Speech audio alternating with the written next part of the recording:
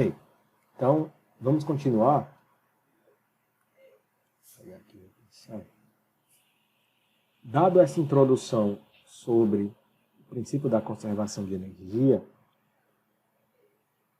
vamos falar do princípio dos trabalhos virtuais. Tá? Primeiro vamos falar do seguinte. Se você considerar o princípio da conservação de energia, ele é ótimo, ele é intuitivo, tá? Mas a aplicação dele é limitada. A aplicação dele é limitada. Se você considerar, por exemplo, vou pegar aqui uma vigazinha simples, como essa que a gente fez dos exemplos aí em vídeos passados. Vou pegar aqui. Tá? Considerar aqui uma carga P. Essa deformação que a gente calculou, né?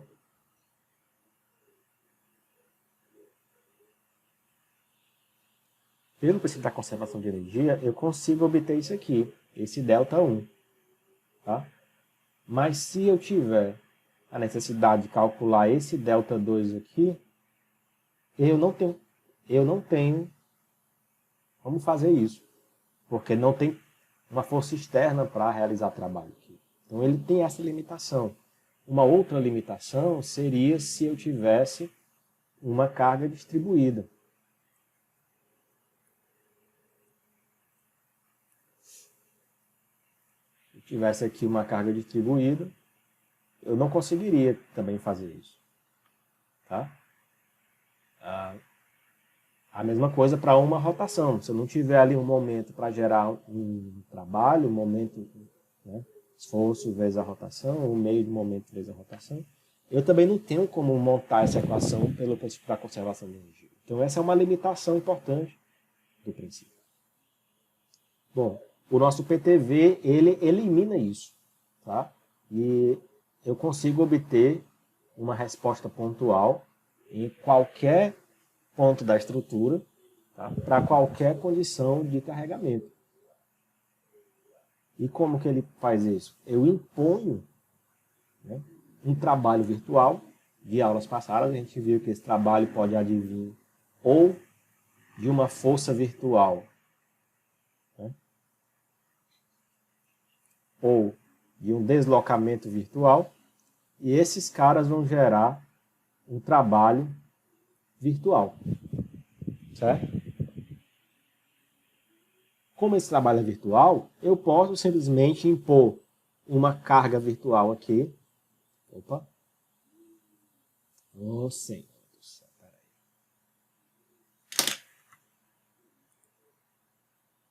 Eu posso impor aqui uma carga virtual e obter o meu trabalho e fazer o que eu tenho que fazer. Tá?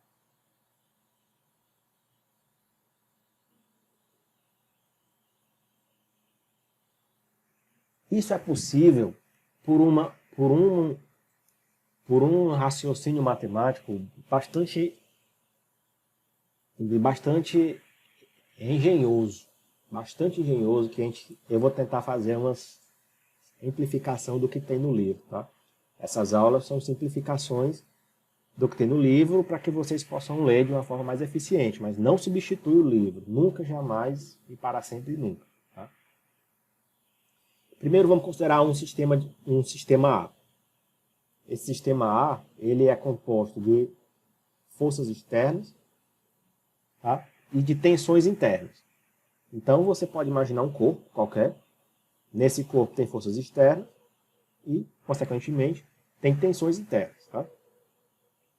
E vamos considerar um sistema B, sendo eu tenho um campo de deslocamento externo e tenho deformações internas, opção B.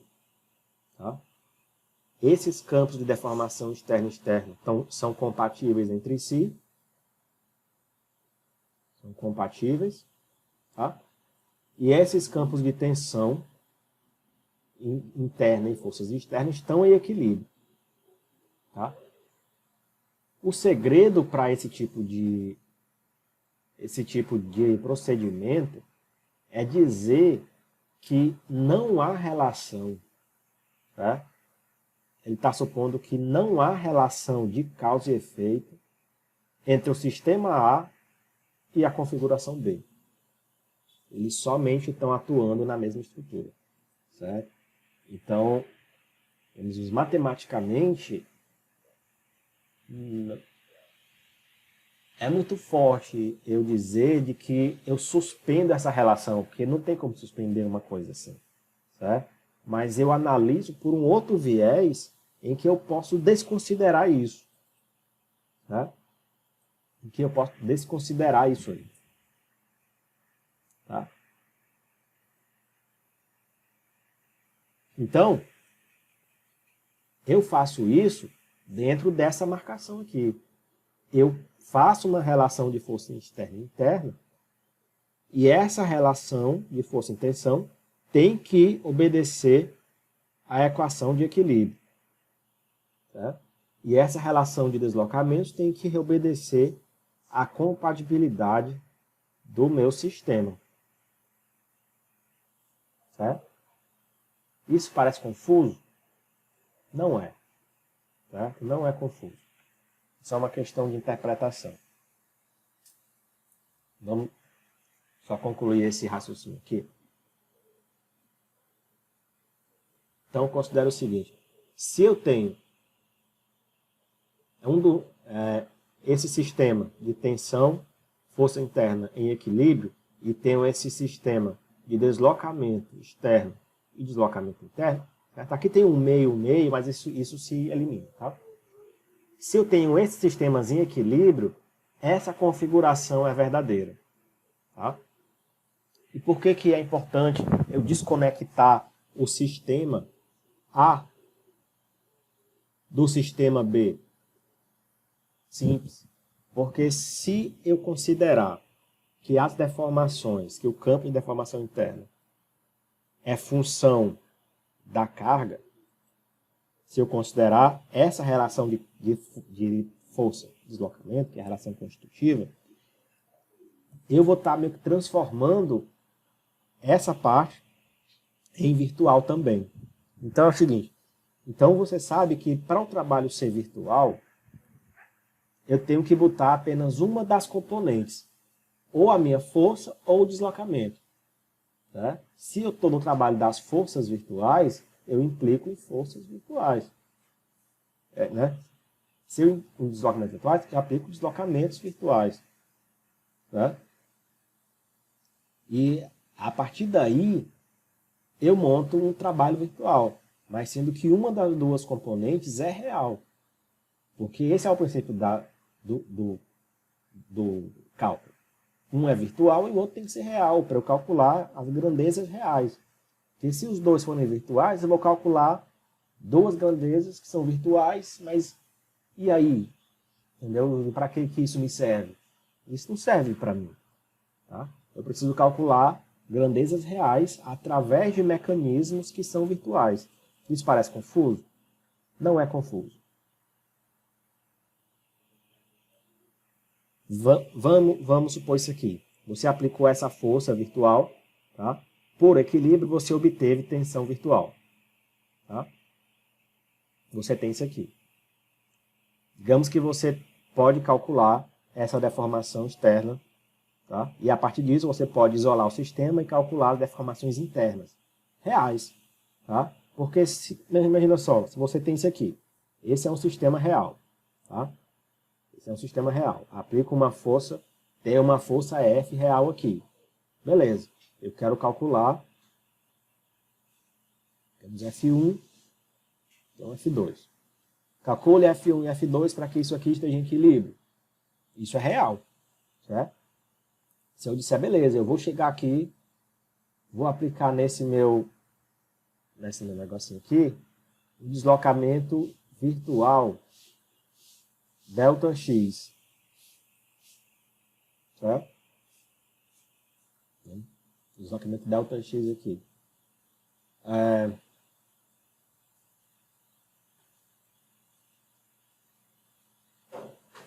Se eu relacionar só o que existe de digamos aqui, virtual, se eu não relacionar esse cara com esse real aqui, eu não encontro o valor de F2. Certo?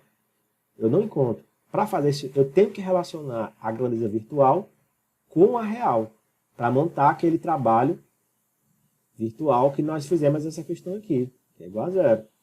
Né? F1 delta x menos F2 delta x. Isso aqui você é fácil de obter. Tá? É justamente por isso, porque se eu considerar nesse sistema essa relação constitutiva do sistema A com o sistema B, eu transformo esse aqui. Se eu relacionar esses dois e eu aplicar uma força virtual, certo? A minha deformação vai ser virtual, porque a minha força é virtual. Lembra lá da lei de Hooke? Eu tenho essa relação, né? Se eu aplico uma grandeza virtual aqui, isso aqui é constante, essa grandeza também é virtual. Tá? Se eu desprezo isso aqui, ou seja, eu monto esse sistema só por essa equação de equilíbrio e a equação de compatível, eu faço uma arrumação, né? Eu faço uma organização de variáveis e de dependências que ele vai, com a palavra, assim, digamos que ele vai abstrair a necessidade do comportamento de tensão e deformação, do comportamento entre tensão e deformação mesmo. Tá? Então isso que eu estou dizendo é uma abstração de cálculo. Certo? Isso não significa negar que existe relação entre tensão e deformação, porque existe, não tem como substituir isso. Apenas que isso é uma abstração para montar essa equação aqui. Não é uma negação. Tá? Até porque essas leis constitutivas são muito mais complexas do que só o nosso regime elástico. Aqui, para fins de curso, nós estamos trabalhando no regime elástico linear, a lei de Hooke, beleza. Mas essa lei constitutiva, ela pode depender de mais coisas que só tensão. Ela pode depender do tempo, por exemplo, o asfalto, ele depende da temperatura e do tempo de aplicação da carga para obter deformação. Tá? Então, essa lei constitutiva, ela pode ser bem mais complexa do que só a lei de Hooke. Tá? E é interessante de que esse princípio dos trabalhos virtuais, dado a essa quebra de dependência, não sei se quebra é a palavra correta, mas essa, digamos, organização de interdependências aqui, ela faz com que eu possa usar qualquer lei constitutiva mais complexa. Certo? Isso é uma coisa muito grande, isso foi uma sacada muito grande e veio a acrescentar muito na engenharia. Tá? Então, apesar dessa abstração entre lei constitutiva, tá? Apesar dessa abstração entre a relação de tensão e de deformações, se eu souber o valor do deslocamento interno, eu posso calcular o interno por compatibilidade. A minha estrutura é contínua, eu tenho como obter isso. Tá? Então, é como se você, digamos, desassociasse o conhecimento para construir um carro do conhecimento para dirigir um carro. Tá?